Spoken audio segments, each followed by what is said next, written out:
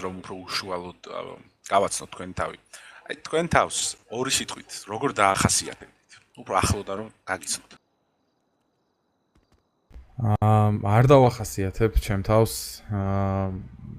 იმიტომ რომ ჩემს პიროვნებაში არ ზის ეს.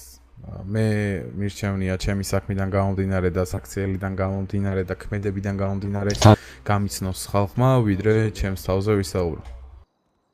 გასაგებია, მადლობა. კალოდნო მარგეთ ხომ დამატებით. ბოლო ინფორმაციებით ჯარს საკმაოდ დაძველებული ტექნიკა აქვს. ჯარი კიდევ უპირველეს ყოვლისა ნაციონალური გვარდია არის შტატის ერთ-ერთი ყველაზე მნიშვნელოვანი სტრუქტურა, იმიტომ რომ პირველ რიგში მასზე მიდის ნებისმიერი დარტყმა. როგორ ებრძვით, აპატიეთ, როგორ ებრძვით ამ ყველაფერს, რას არის თუ არა რამე თუნდაც რამე ტექნიკა შეკვეთილი, ნუ არ ვიცი სწორედ როგორ ვიკითხავ. დიახ, ანუ რამე ეთქლებით ხო არ კი ბატონო, გასაგებია. აქტუალური პრობლემა და სამწუხაროდ წინა გუბერნატორმა საერთოდ არ მიაქცია ამ პრობლემას ყურადღება. ქალბატონო მარგარეთ, მოთხოვნას უფრო სწორედ ფასს და ხარისხს განსაზღვრავს მოთხოვნა.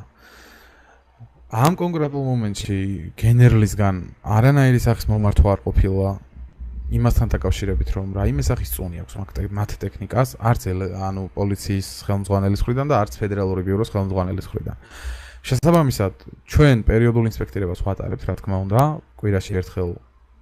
ნუ ჯერ არ გასულა ჩემი მმართველობიდან ერთი კვირა, თუმცა კვირაში ერთხელ ჩატარდება ინსპექტირება როგორც ტექნიკაზე, ასევე თანამშრომლებზე. თუ გაკეთდება მოთხოვნა იმის, რომ რაიმე სახის დაზიანება აქვს, ან დაფიქსირდება ასეთი ფაქტი, ამ შემთხვევაში აუცილებლად, რა თქმა უნდა, მოხდება ახალი ტექნოლოგიების დანერგვა და ჩამოტანა. მაგრამ ამ მომენტისთვის არ ვიცი თქვენ საიდან გაქვთ ეს ინფორმაცია, თუ ვინმე თქვენთან მოვიდა საჩივრით, ანუ წინა გუბერნატორი ხო ხვდებით რას გულისხმობ? ბოლოპედია, ანუ ჩვენ ყველაფერზე გვაქვს ინფორმაცია, ბატონო. შეგვიძლია ჩვენც მოგაწოდოთ ის კადრები, თუ რა დღეში ამაპატეთ ტექნიკა და თქვენც მიხვდებით ამ ყველაფერს. კარგით, მე მაქვს ესეთი კითხვა, რაც არა მარტო მე, არამედ შტატის მოქალაქეების უმეტესობას აინტერესებს. ჩვენ მოგეხსენებათ, ხშირად დავდივართ ქალაქში, შტატში და გამოკითხვებს ვატარებთ, კერძოდ რა ფონია შტატში, რომ გავიგოთ დეტალურად, ყველა უჩივის კრიმინალს, უჩივის დაბალ ხელფასებს, უჩივის იმას, რომ თუ სახელმწიფო სტრუქტურაში არ მუშაობს ადამიანი და ბიზნესმენი არ არის, ვერანაირად ვერ ახერხებს, ან კერძო სექტორი ყველანაირად ჩამკვდარია. ასევე პენსიონერების უმეტესობა სამწუხაროდ მინიმალურ პენსიებს იღებს, მათ არანაირი სუბსიდიები არ აქვთ, იქნებიან ესენი ჯარის ვეტერანები თუ ყოფილი მაღალჩინოსნები. როგორ აპირებთ ებრძოლოთ ამ უმუშევრობას, ამ დაბალ პენსიებს და ამ ეკონომიურ კრიზისს, რაც თქვენამდე ყოფ გუბერნატორმა დაუტოვა შტატს? მადლობა, თქვენ კიდევ ერთხელ განამტკიცეთ ის აზრი, რომ საჭიროა კანონი გამჭვირვალობის შესახებ და როდესაც მედია ამ კანონში მეთანხმება და მომყვება, დარწმუნებული ვარ, რომ ძალიან დიდ შედეგს მოგცემს ეს ყველაფერი. ის კანონი, რომელიც მე წეგანო ახსენე თქვენთან საუბრის დროს, ყველანაირად როგორ ვთქვა, ხელს უშლის რაიმე სახით თანხის ინფლაციას ან კორუფციას. შესაბამისად, თუ გაკონტროლდება საელჩოების, კერძო სექტორების, ბიზნეს სექტორის ან თუნდაც კერძო კომპანიების, ან იურიდიული პირების, რომლებიც დარეგისტრირებულები არიან როგორც მეწარმეებად.